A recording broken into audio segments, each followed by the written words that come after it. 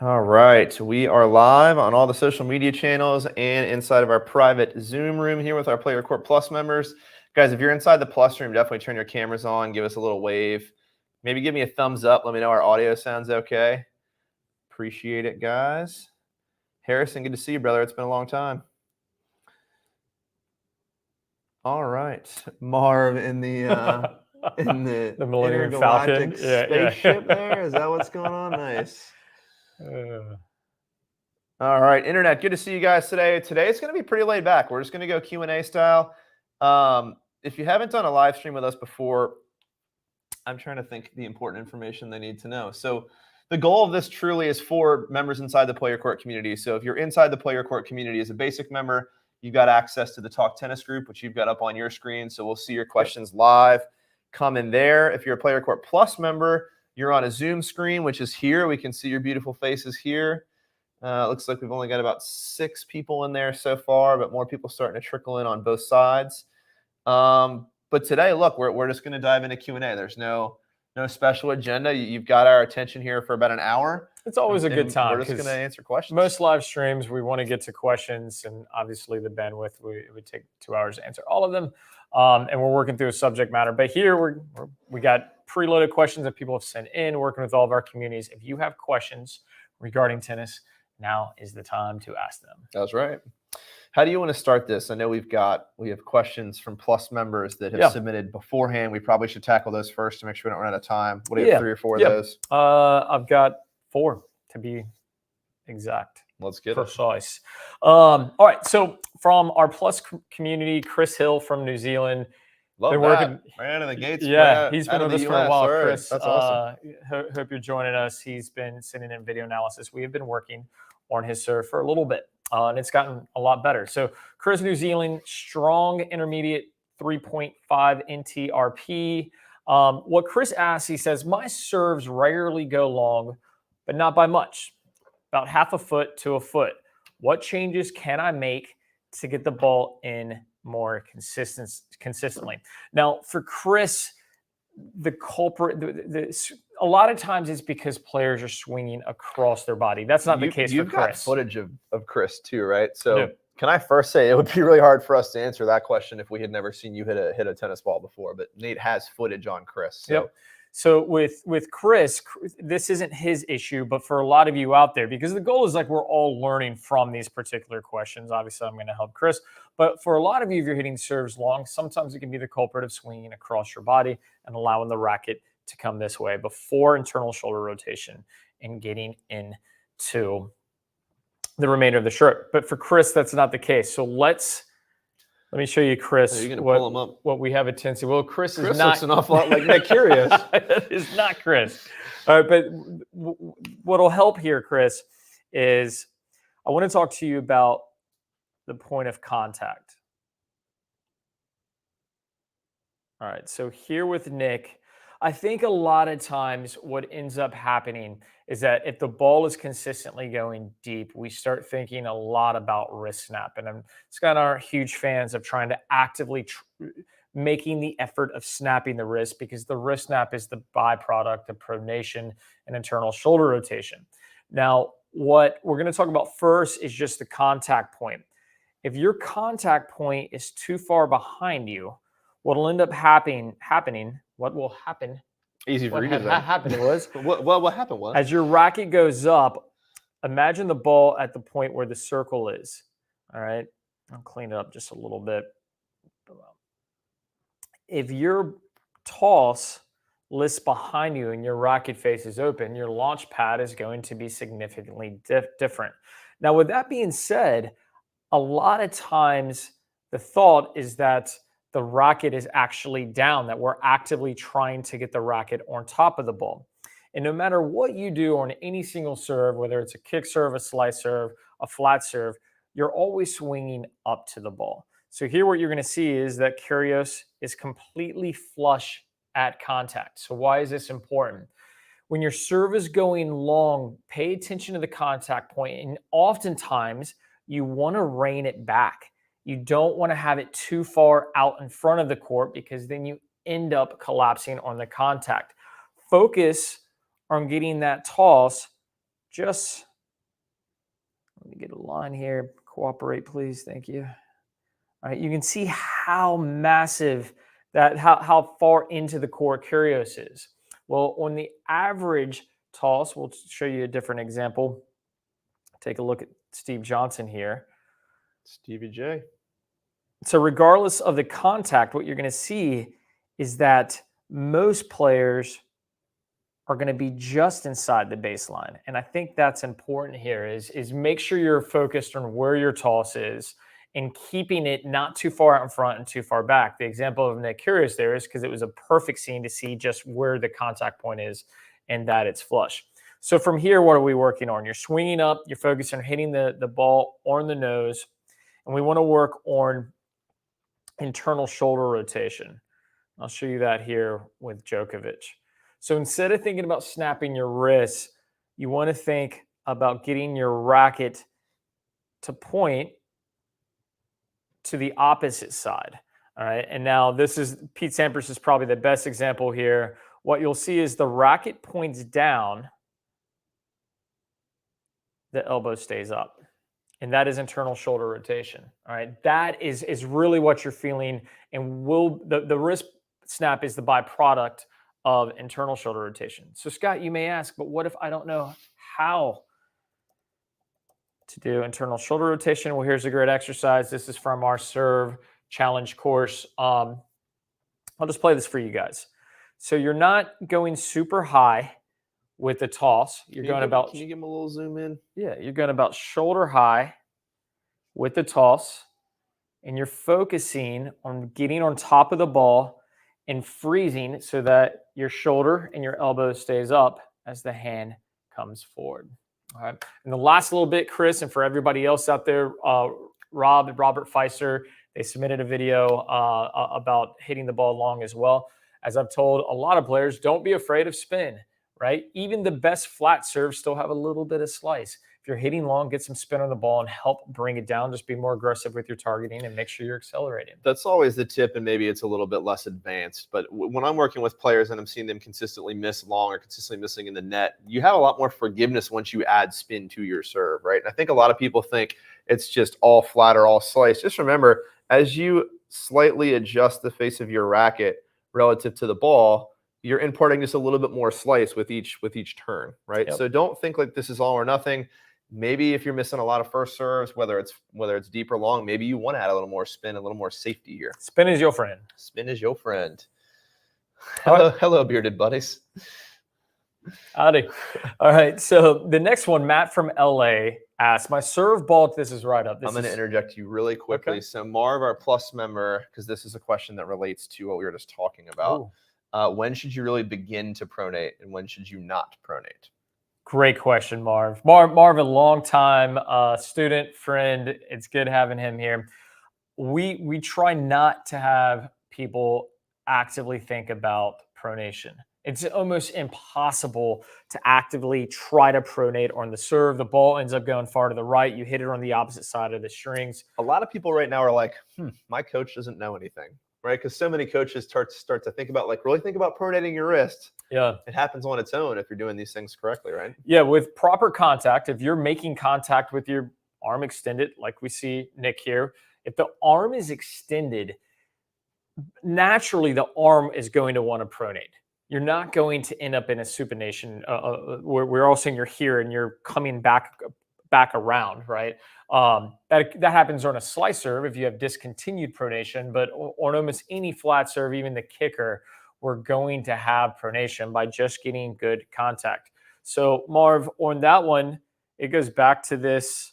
And just full extension, right? I mean, like if you fully extend your arm up and you make contact with that ball, there's nowhere for that racket to go but to pronate. Your wrist has got to pronate. From there, there's no way, if Nate continues his stroke here, obviously there's a curtain in the way, but if he continues that stroke, the wrist is going to have to break, which is the pronation we're talking about. That's right.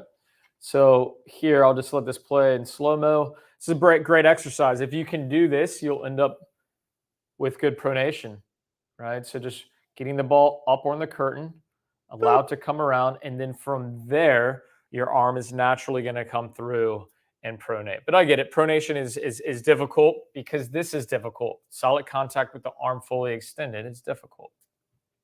So kind of got both of them there. Yeah, that's perfect. Marv, hopefully that helps. We'll unmute you here in a little bit and let you ask other questions that you have. But absolutely, we'll plow through. I think you've got what's question number 2 that our plus team has submitted ahead. All right, you're gonna like this one. This is up your alley. So Matt from LA says, my serve ball toss is inconsistent. I used to palm the ball. Now I hold it at my fingertips and it's a bit better. But how should I be throwing the ball up with my left hand? I see pros have a very wide open hand and then turn this into a fist when serving. I'm not sure I'm following that last piece, but yeah, I'm everything else so far. I watched the 5-day serve challenge and didn't see this covered. Thank you. All right, Matt. Dibs? Got you covered. Yep. Hop into it. You want me to get after it? So you don't happen to have a tennis ball laying around your tennis office by chance, do you? I mean, why would a tennis ball be in a tennis office? Is there any in that slinger bag? Yes, a spotted tennis ball. That'll help. All right. So here's what I want you to think about. And you actually corrected, I think, the hardest part. So a lot of players that I see that have really big time issues with toss inconsistency are holding the ball in the palm of their hand and they're rolling it off their fingertips. So that ball is coming off, any one of their 5 fingers, right? The correction that it sounds like you've already made that I really, if you're out there watching this and you're like, my toss is all over the place, try this, is to start to grab the ball with your fingertips. And there's sort of a couple different ways you can do this, and neither are wrong or right. It's personal preference. So what I like to call sort of the blossoming tulip, I guess, is where you're holding the ball on your fingertips and then your hand is just going to open. So you're kind of underhand. When I go to release my toss, this is what my wrist would look like.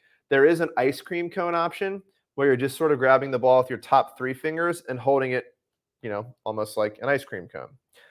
The concept here, though, regardless, is to get the ball to the tips of your fingers so that it's not rolling from your palm in any direction. You don't want to impart spin on the ball. So when you throw your toss up, if you're seeing a lot of revolutions, to me as a coach, that typically means things are out of control. I want to see, and I realize it's not realistic that the ball is going to stay exactly still, but I want to see that ball maybe have a light 1.5 to 2 revolutions total between the time it goes up and the time you make contact. If you see it spinning like crazy, you're probably rolling the ball off your fingertips. So it sounds like you've corrected this piece and that you're in this position. Where players struggle with a lot from here is creating sort of a windmill motion in one direction or another. So the trick that I like to offer that solves this for, I would say, 99% of the players I've ever worked with is find a point of reference. So when I start, my toss for a flat serve, for example, is going to be released at 1 o'clock, right? And it's going to be released at eye level. That's just the baseline. These are the things you have to do if you want to hit a successful flat serve, right? Eye level release at 1 o'clock. So I'll actually start my arm out here at 1 o'clock, and I'll visualize my arm coming down. I'm right-handed, touching my left leg, and then coming right back up in that same line. So effectively, I'm creating sort of bumpers visually around my arm where my arm has to just travel straight down and straight back up again. And you don't want this to just happen from just your arm, because that's when we start to get bends in the elbow. It's when we start to get bends in the wrist. That's when the ball is going to either go really far behind us or really far forward. So we're not flexing our arm, but we are straightening it. And we're trying to get rid of any joint bends that could happen as we toss the ball. And then we're going to actually use our hips. And I think a lot of people are really confused to hear this. We're going to use our hips to hinge that arm down towards our front leg, and then use those same hips to pop that ball back up. If you spend some time in the gym and you use kettlebells, it's sort of a very similar feel where, you've got a big heavy bell and you drop it down and you pop your hips and it makes that kettlebell weightless. You're kind of doing the same thing here where you hinge down and you pop that hip, and it's not your arm that's lifting the ball back up. It's sort of a combination of your hips, shoulders, and arm.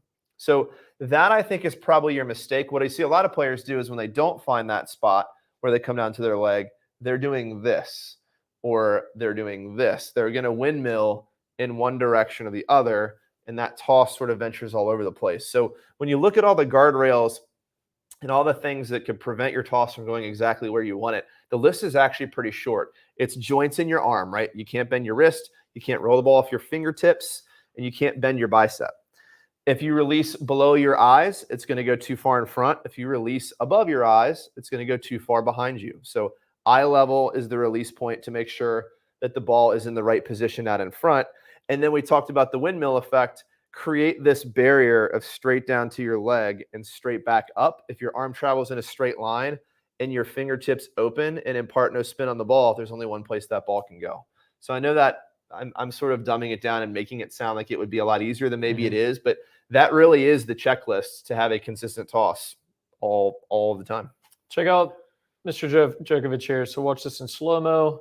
You'll see the arm is entirely locked out. The shoulder is the mechanism raising the arm, and he's simply allowing that arm to raise all the way up for the toss. And it really doesn't matter who the player is. We could look at this at a bunch of different players, but they're all going to do the same thing. The arm starts down, and then the shoulder brings it straight up. Now, the one piece I will say is I love what Kyrgios does. Watch where his head is before he even initiates the toss, right? Already looking up. Yeah, get your eyes up. The ball's going to go where you want. Are there any players that you've ever seen that don't actually bring that ball all the way down to their front leg? Yeah. I mean, we see it a little bit at a more. high level. There's some that can handle it. Because what I see, the most common mistake is you don't make it all the way down to your leg, and then you're just kind of doing this, and it just gets out of control because there's no smooth rhythm for you to fall into. There's no line for you to stay within. So you come down and you kind of jerk it up because you're not taking that slow. Yeah, I mean, like the Roddick's of the world, where everything started from that quick pop. But yeah, we see it a little bit more. But yeah, that's good stuff. Cool. On to the next. Hopefully that helps. That was Matt from LA, right? Yeah, Matt from LA. Matt from LA. I hope you're watching.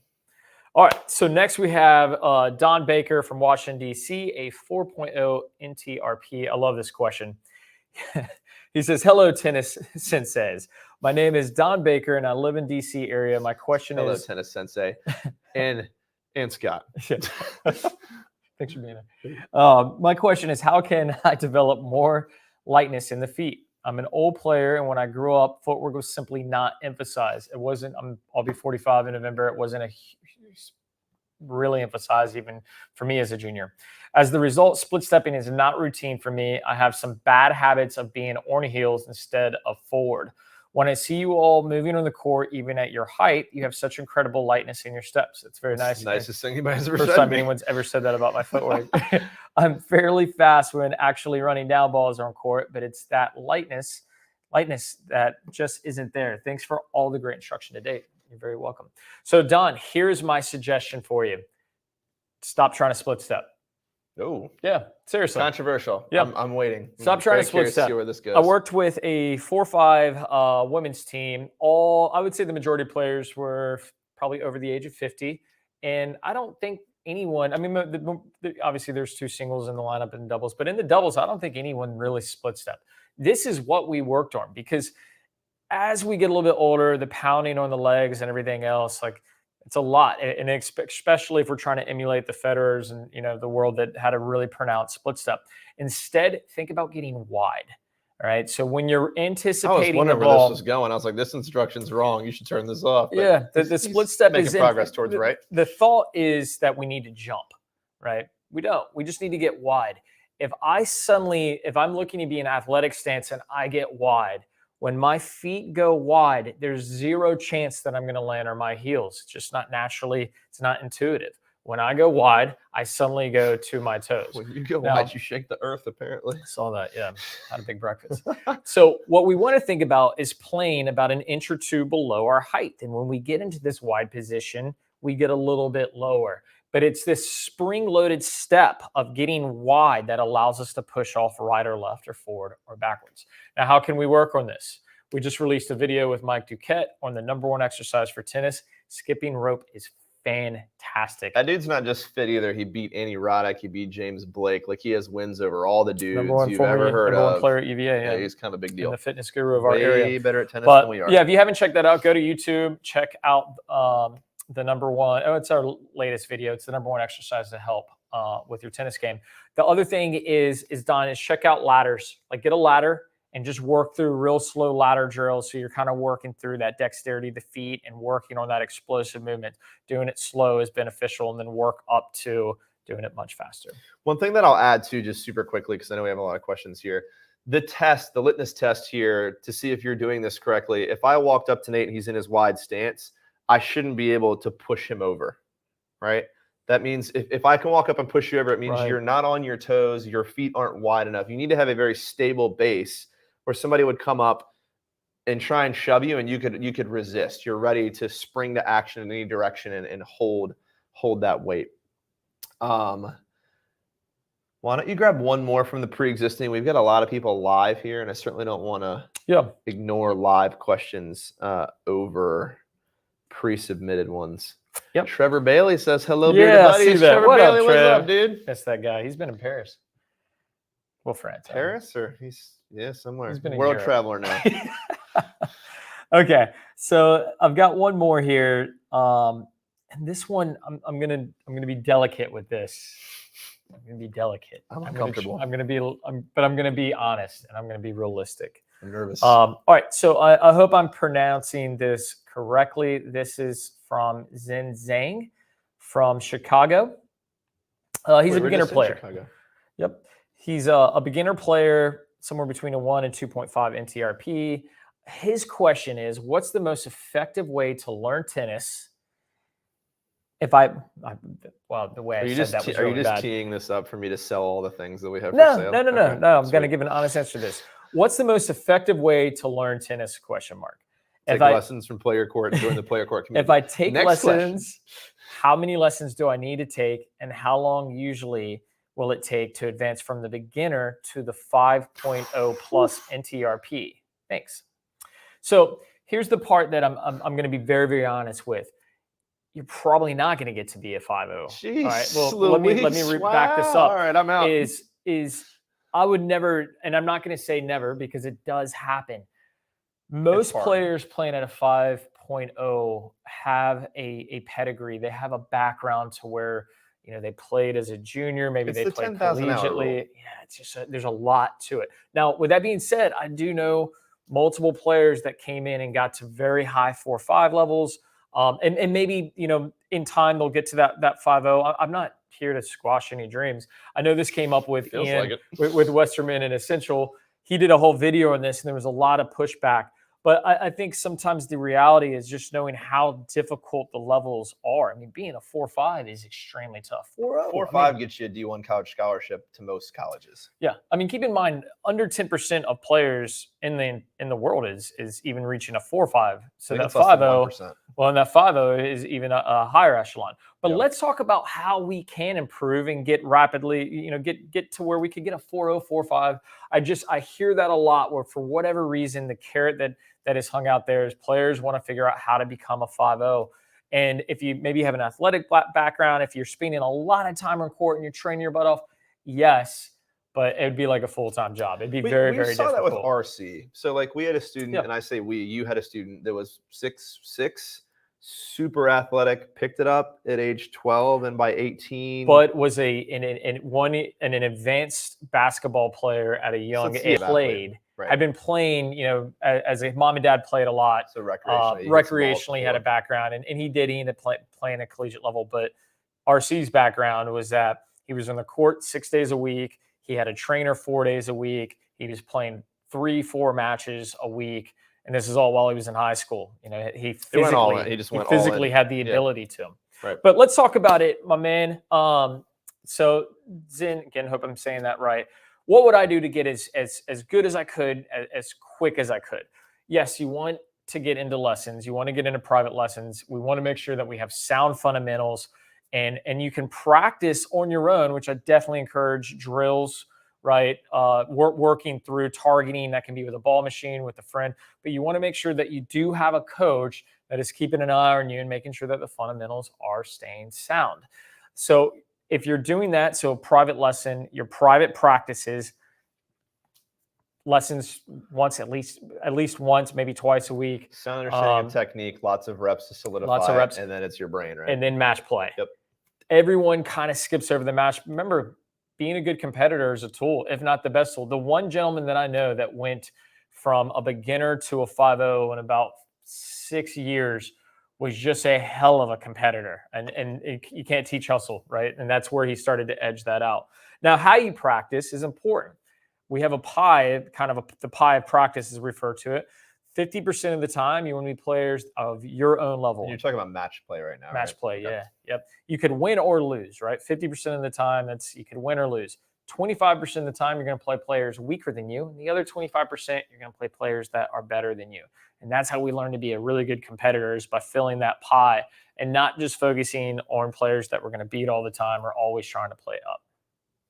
So if that helps, a little bit of a realist, but high level, if you're just getting started, technique is everything to start. And then you're going to hit a wall where your technique is good. And I think a lot of players, particularly those that get stuck at like the 3-5 level, they just keep thinking technique is the answer, and they don't ever learn how to actually win, right? Yeah. I know some pretty, I mean, Sonny Durf, hopefully Sonny's watching. I mean, he doesn't have the prettiest technique, but he got to a very high level just by just being smarter than us, right? Like, so I mean, hell of a competitor. Technique will get you far, but then you've got to understand match play, understand how to win, understand strategy. So order of events, technique, lots of reps so the technique sticks. You don't have to think about how to hit the ball. Then you can start to think about where and why to hit the ball. And that's when I think you start to push past that 4-0 level. It just comes down to time, right? Yeah. When you started as a kid and you're sponge and you soak it all up and all, like, it's a hill. Like, I mean, I'm declining, right? Like, I'll never be as good as I was when I was 20.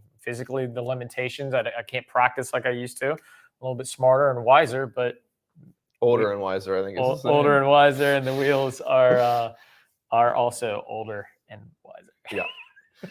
Guys, I apologize. I see all of your questions coming in here on Facebook. We just have to prioritize. Plus, Harrison, I do see all your questions here. I'm going to just open up the floor for you towards the end of the call for you to just go rapid fire at us. But guys, if you're watching on Facebook or YouTube and you're not inside our Talk Tennis group, sadly, I'm not sure we're going to be able to get to your questions. We just got a lot coming in from Plus members and from people inside of our Player Court Talk Tennis group. Speaking of which, Alok, I'm probably not saying that right, asks how to handle / beat consistent topspin moonballers. Their ball pushes me 3 to 4 feet behind the baseline, and it's hard to attack from there. So just how do you beat pushers? I mean, one of our oldest videos, and you can tell it was long before we have our awesome videographer that we have right now. Kenny, we love you. Shout out to Kenny. Shout out to Kenny. You can tell because we just look orange, like whatever video Scott's a redhead. Quality we were using wasn't my favorite, but it's just called How to Beat Pushers and Junk Ballers, I think, right? Yeah, and we actually redid it. We have an updated version of it. Okay, cool.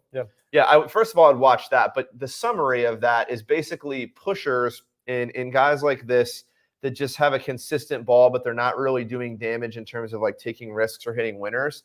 Most of the time, these players don't like to take risks. They don't like to hit winners, and they're not doing damage. So I think when I get out there with a pusher, I actually enjoy it because I know, all right, I have unlimited time to set up this point the way I want, to take the offense at the right time, to work my way to the net, and to put the pressure back on the pusher, which the pusher hates. Pushers don't like to pass you. They don't like to hit winners, right? They like to just get the ball back and let you beat yourself. So the biggest overriding technique, and I'll let you get into more of the details if you want, but the biggest overriding technique when you play a pusher is be patient. You just need to hit 4, 5, 6 balls. Be opportunistically aggressive. When you're getting that ball inside the baseline or in that middle third of the court, that's when it's time to attack. Don't just do it because you're frustrated because you're on the 4th, 5th ball, you're pulled out of position. That's not the time to attack. So be opportunistically aggressive when you're way more likely to make your shots, and you've got to work your way to the net. Pushers are always going to reset the point. You've got to work your way to the net. You've got to be comfortable hitting a first volley and closing in and winning that point up at the net. And the school thought used to be like, well, if you need to incorporate a swing volley, right? But swing volleys are advanced. They're not super easy. You know, if somebody's throwing the ball in the air, taking a mid-court ball with a swing volley is tough. So the simplest advice, the easiest way to beat someone that's pushing is get them where they don't want to be, and that's at the net. So you can also go to the net, but as we all know, it can be a little bit exhausting hitting overheads. So in this scenario, chip, use your slices, right? Use those utility knives, bring them in with short, low balls and force them in. And keep in mind, if you're keeping the ball low, it makes it very hard for them to moonball. When you back up and you hit the ball high, it makes their job easier of getting the ball back to you high. So keep it low, bring them to the net. Dink 'em, dunk 'em. Dink 'em and dunk 'em. Yep. Cool. All right, why don't we take one more preloaded questions here, and then I want to make sure we give some time for the folks live in our plus room here, because we do have a hard stop at 1 o'clock Eastern time here. So we've got about 29 minutes. You want to tackle one more from the pre-submitted plus questions? We got to all but one or two of them, right? Yep. So we have here from Robert in Michigan. I have a two-handed backhand. I often hit it short or in the net. How do I improve my depth and net clearance? It's actually a pretty common problem. So let's talk about it. Pull some footage up. All right. One of the best backhands in the world. So what often happens on the backhand is we're told that we want to hit with our non-dominant hand, that our non-dominant hand leads the stroke. It's 100% true. But because of that, we become over-focused on it, and we have a tendency to break the wrist early, and we end up swinging across our body. So what we see a lot here are balls that fall short, is that we're actually getting over top of the ball and we swing across. I'll step a little bit more in the frame. Okay, right? Crack an iPad. So we end up swinging across the body, and we end up getting on top of the ball, driving the ball in the net, and hitting short. So here's what I want you to think about with this particular ball. I want you... Give a good zoom in. Yeah. I want you to focus on swinging out to the ball and then up. So what you'll see here with Djokovic is he steps in. Look how long his racket stays forward. He's swinging out to the contact. And then from here, the racket climbs up. All right. And I think this is important. We run into this a lot with two-handers, a ton. And the fix is always, yes, you want that non-dominant hand to lead the stroke, but make sure that you're swinging out to the target. All right. Get that racket tip pointed up and then finish up high. All right. Because otherwise, if the stroke is doing this instead of this, it's going to be too shallow and you're going to hit in the net, or you're going to hit short. All right. So really hope that helps, Robert. That's all. That's what we've got. Everybody. Yeah, everybody. Is that truly got everybody? Yep. We got one or two more. Or are you good? Anybody? Those are the most recents that came in. Mm-hmm. All right. All right. I will give one bonus just to the internet, because we got enough of you watching that we can't ignore all of you. And I will say hi to all of you. Harold, I see you. Rod, I see you. Alok, you're in our community. I definitely see you. B-Man, X2YZ106, Alberto, Joseph, Dwight. We're seeing all of you guys in here. We just don't have time to, D White. We just don't have time to answer all these questions. I am going to pick the one that I think is going to be the most helpful, that I saw come in earlier from Harold. And he asked, I play ad side in doubles. If I want to poach, which foot should move first? I play ad side. So think about the Bryan brothers dance step here that we talked about. I'm just curious. Right? So where he's saying he plays ad side for the return, but he's talking about the poach, right? Yeah. So he's saying he's up at the net on the ad side of the court. Oh, okay. So when you're poaching into the deuce court, which foot should initiate movement? I think this is a really good question. So for a righty, I'd be loaded off my left. I actually want to turn. I want to take my hip, and I want my toe to point it at 45 degrees. It would be the same if you were left-handed too, wouldn't it? Yeah, because you'd just be poaching. Yeah. Correct. Yeah, you'd be poaching with your forehand as opposed to your backhand. But that's a good piece, right? And I think the one thing that we want to focus on is that we're moving towards the net strap. When you take your step with your left foot and you're stepping and getting that toe pointed towards the net strap, your right foot will gravitate towards cutting the ball off diagonally. Too often what happens is that players take a step square so the toe faces forward, or they point their toe all the way to the side, and then they end up on a lateral plane trying to poach. Yep. You got to move forward. It's a great question. Good question for sure. Glad you took that one. Harold, I hope that helped. All right, we've got to jump into our plus Zoom room here. Let's see here. Harrison, you have all the questions. So I'm going to tee you up first, brother. Let me get you live here. I'm going to ask you to unmute. You should be able to talk to us now. Oh, I also need to turn my sound on, I Sounds like suppose. Try again. Can you hear me now? Can you hear me? There we There go. we go. Sure What's up, can. man? You in a new office? What's going on? You get a new setup there. No, we just kind of moved things around. That's all. Okay, there you go. What's going on, man? How have you been? Good. Several things. I know you guys were kind of supporting FYB with the with his instruction with Mark Kovacs a couple of weeks ago. And have you guys adjusted any of your instruction based on the science that Kovacs brings to it? I think most of your kinetic A chain lot of instruction it's is actually directly from. Yeah, a lot of is derived from Kovacs and kind of just the school of thought there. As far as like our courses or like the serve challenge, we've tweaked a few things, but not He's entirely. usually talking at a higher performance level to some degree too. Yeah. So I haven't heard him ever say anything I didn't agree with. I think our average audience is probably a bit less sophisticated than the instruction he's building for high performance players, because he's from the high performance background in all areas of athletics, really solid understanding of the kinetic chain and how the body works and what that looks like at the highest level of performance. I would love to say that we are, but most of the players we're coaching are not pro level. I know athletes. a lot of people struggle with the whole shot put analogy. Wouldn't the science still? It depends. It depends on which piece of instruction you're referring to. But a lot of the kinetic chain stuff has to be dumbed down a little bit for the average non-superhero.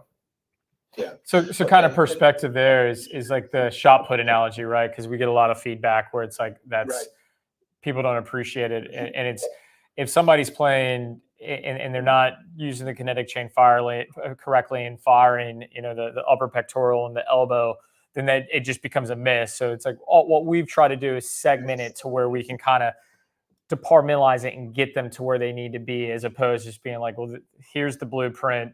And if they can't get past step 1 and 2, it's like 3 and 4 completely missed. Yeah.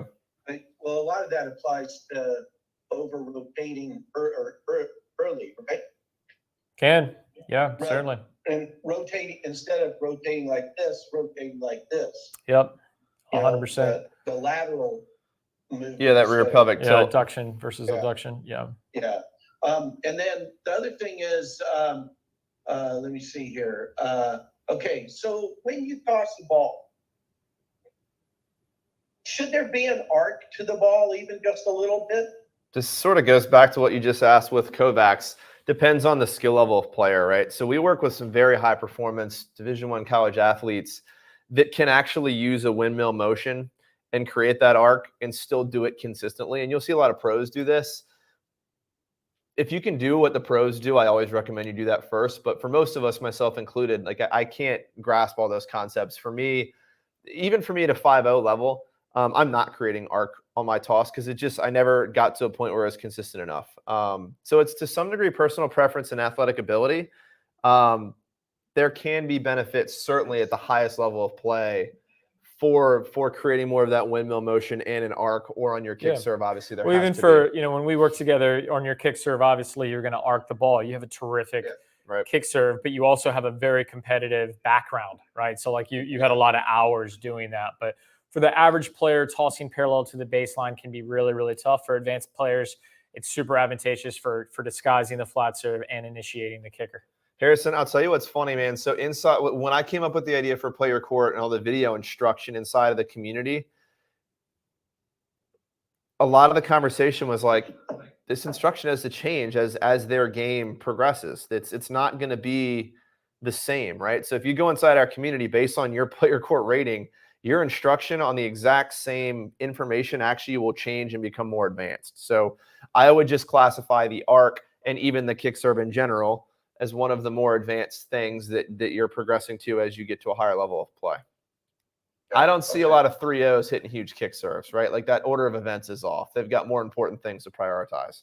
Yeah, but just being able to make contact with the ball is sometimes. Yes, sir. And full extension is a thing. So then just a couple of comments. I think Caroline Garcia is one that doesn't take the tossing arm down very low. Yeah, She I'm kinda 100%. tosses straight up. Isn't and I'm not making fun, but isn't Maria Sharapova on the list of people that don't come all I the have way no down? idea. And Yeah, she had yeah, like, she did has a she come all pretty- the way down? Yeah. Because she had huge toss issues, and I Yeah. always maybe I just want that to She be just true to back threw up it our up into instruction. orbit. Yeah. Yeah, Threw it up into the brushing orbit. Mars. There are a lot of them that toss the ball way too high, I think. And so the adjustment is really, I mean, like Kyrgios, for instance, he hits the ball at the top of the toss. At He the doesn't apex, yeah. let the ball come down. So it looks like he's hitting the ball, low, but he's not really doing it. He's just almost Roscoe Tanner-ish. Yeah. Yeah, that's You know, that's exactly who it looks like. Yeah. Yeah, so it's a different thing. And then a comment on when you were saying about the split step. If you're 2 feet together, or you're not moving right, you're also not balanced, and you got to have that balance. Yeah. Absolutely. That's one thing I think that isn't taught very much either, is maintaining that balance. Sometimes just hitting off 1 foot to do that, and even serving off, just serving off your back leg to make sure you get that back hip firing can help too. Yeah, certainly. Yeah, my train of thought there is just it's easier for players to understand when you ask them to get wide than to split step. And when people hear split step and they actively try to jump, it's ill-timed, it's too high, it's too low, they come back narrow. That's usually the problem, right? Yeah, it's like if you get wide, you're balanced, right? Yeah. Getting wide is what it's all about. Yeah. Now, as a general rule of thumb, addressing that fella that had the question about getting better, I generally tell people, look, for every lesson you take, you need to spend 2 to 3 hours practicing what you learn. Yeah. And then 2 to 3 hours playing where you apply what you learn. And then rinse and repeat, that kind of thing. I think that helps a lot too, because you get that ingrained. You've got to get the muscle memory. But the key is when you're practicing, like you guys have said before, and I've heard it said, in a number of other venues, practice makes permanent, right?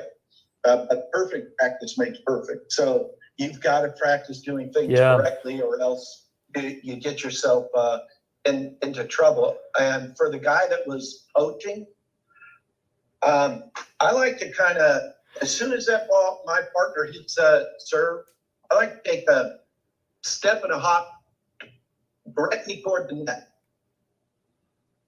I may go a little bit more towards the alley if it's a wide ball, because I need to be there. But other than that, I want to take that step and a hop, because that hop becomes my you just pinch. Yeah. And then I'm moving, so I'm actually closing distance to the net. And I'm a short, fat old guy, so I don't have the legs like the young kids do, to be able to move that fast all the way across. And I rarely go all the way across when I coach. I pretty much just go to the net strap, and then my partner doesn't have to cover for me. That's right. If I'm just pinching the middle. Harrison, Anyway, I hate to cut you off, brother, but we got to dive into some of these other users' questions. I'm But done. always good to see you, my man. We'll definitely Good see seeing you you back here, on, buddy. on the next Hey, one. you guys gonna be in New Orleans? I don't think so this year. We have too Oh, much USPTF. travel. We were just in Chicago meeting with Wilson. We're going to be at the U.S. Open, actually. Any of you guys are going to be at the U.S. Open. Well, let's play this game, actually. If you're at the U.S. Open, because there's not bazillions of people watching, we'll do something special. If you're at the U.S. Open, we're going to be there Monday through Thursday of next week. If you come up to us and take a photo with us and tag it on social, we'll give you your Play Your Court membership for free for life. How's that? For life? To do that for life. For life. All right. How's that for a little bonus? You're on the live stream. Now it's going to be like, where's Waldo? We're not going to tell you where we are. You got to come find us. Probably at the bar most of the time. Just kidding. We'll be watching great tennis. But yeah, do that. We want to see you guys at the U.S. Open. Oh, and one other thing, I hope your baby and your wife are doing good, Scott. I appreciate that. Yep. I got a 4-year-old and an almost 11-month-old now. So if it looks like I haven't slept in like 4 years, it's because I have a lovely family. All right, well, good. Good recovery. All right, Harrison. Thanks so much, See you, brother. buddy. All right. I am apologizing in advance. Is it Ranjith? Am I saying that right? I'm going to add you here and ask you to unmute. Please correct me. I'm sure I'm wrong. Can you hear us? Yes, I can hear you. Can you All hear me? right. Hey, Yeah, man. we can now. How's it going? Is my Yeah, you can call me Ranj. okay, Ranch. What's the correct pronunciation? I need to. Ranj is good. Okay. All right, Ranch. Perfect. Nice to meet you, man. I think this is your first time on one of these live streams with us, Yeah, right? it is. Very How cool. are you guys doing? Good, Great, buddy. man. How are you? Talk to us. What's going Yeah, on? so I had a question about using my body more effectively, like all the shots, but especially the forehand. I noticed on my footage that when I get into my unit turn, my Topspin Pro. foot Nice. is not always like fully parallel to the baseline. Sometimes it's more like angled, like kind of towards the net post. And I don't think I'm like fully getting like my back leg pushing into the stroke and like this hip rotation. So it's just like not natural for me to do that. And even if I just like go to the court and try doing that, I feel like I'm not really getting the ground force pushing into it and the kinetic chain going. So I was wondering, maybe there's like some non-tennis exercise I can do to practice that. I was wondering, would like throwing a medicine ball be kind of like similar to what you're It's 100% correct. there?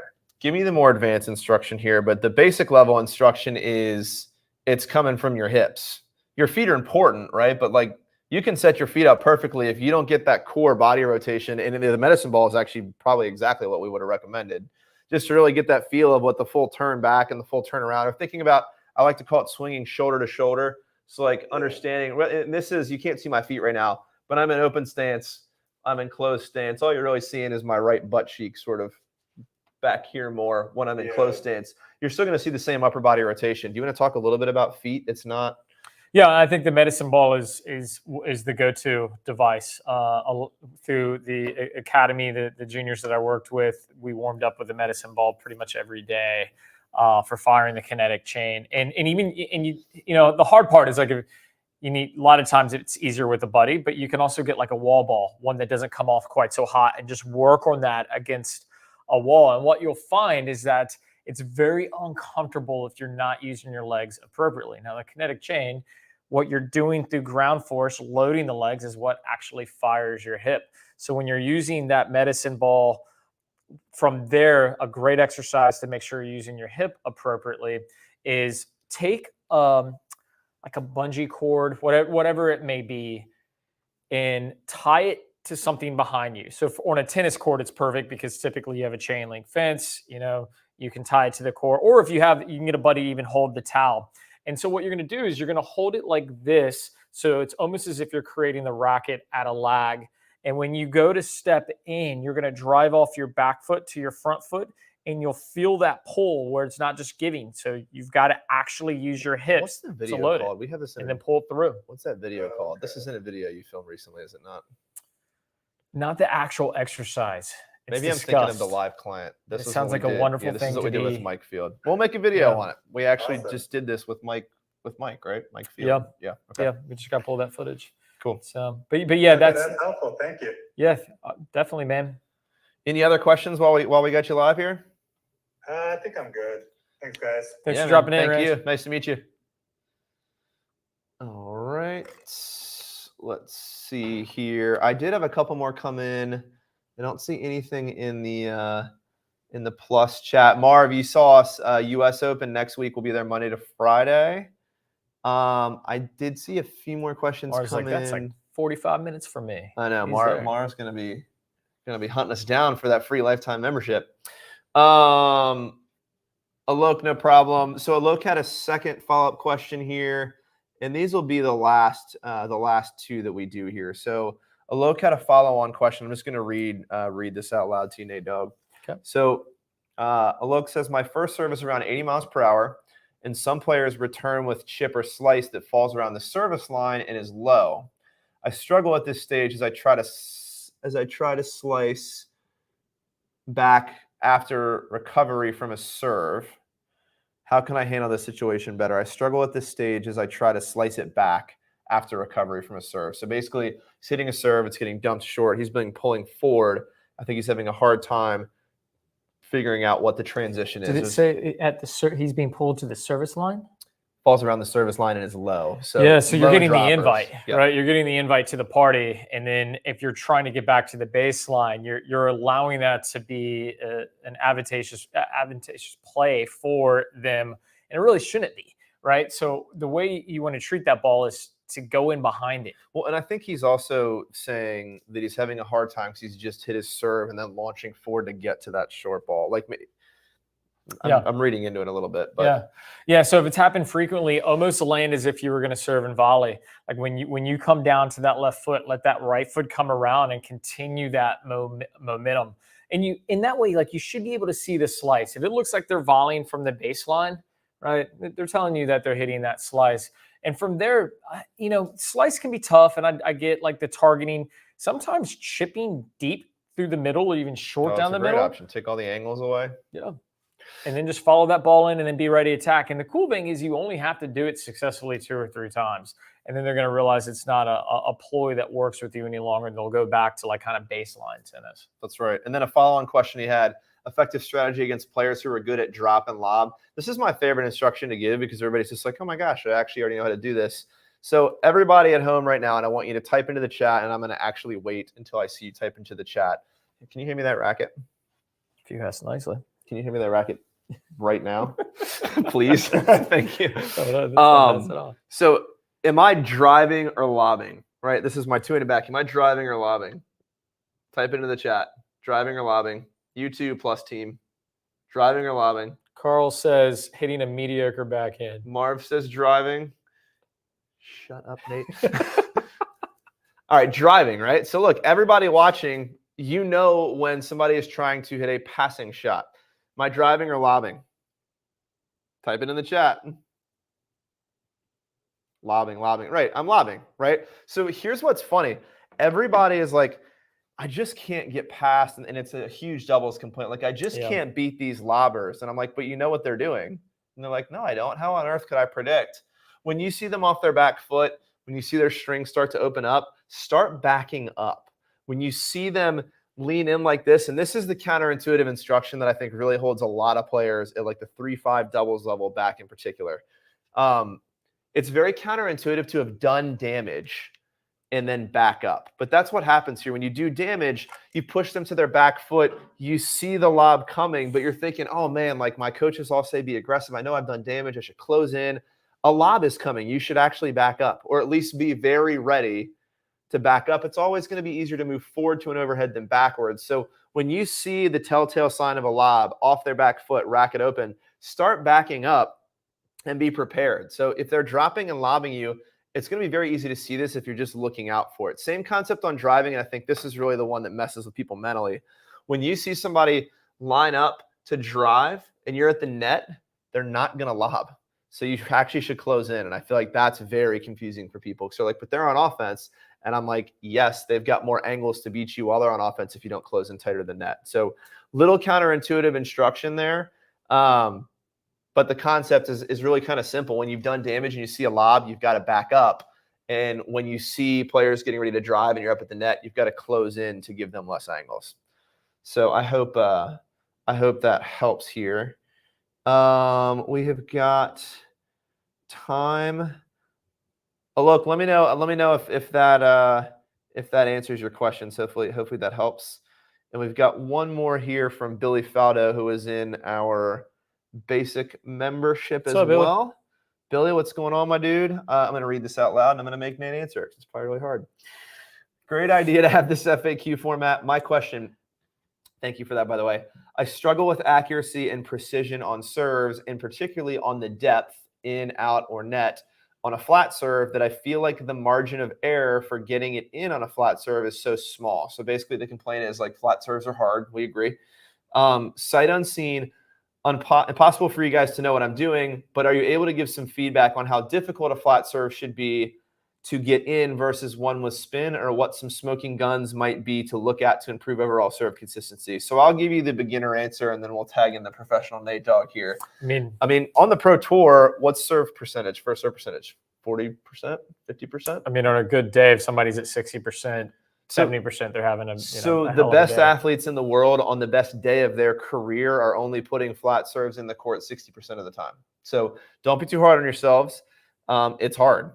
Spin is what you're seeing, unless you're Nick Kyrgios, who apparently is just hitting first serves for second serves these days. But most pro-level players are imparting some level or a higher level of spin on their second serve, and then you see the consistency go way up. So spin was created, in our opinion, on the serve to create consistency. Flat is really there as, can you do damage with it? I mean, if you're playing at a level where your flat serve is only coming in at 40 miles an hour and you're missing a lot of it because you feel like you're just going for too much, I would just say you should be hitting exclusively spin. If you're serving a flat serve and it's reaching the 80s, 90s, 100s, you're hitting aces, you're getting free points because there's enough power that it's causing problems, then you might want to take that roll of the dice and hit a big flat serve and see if you can grab some free points or start the point on offense.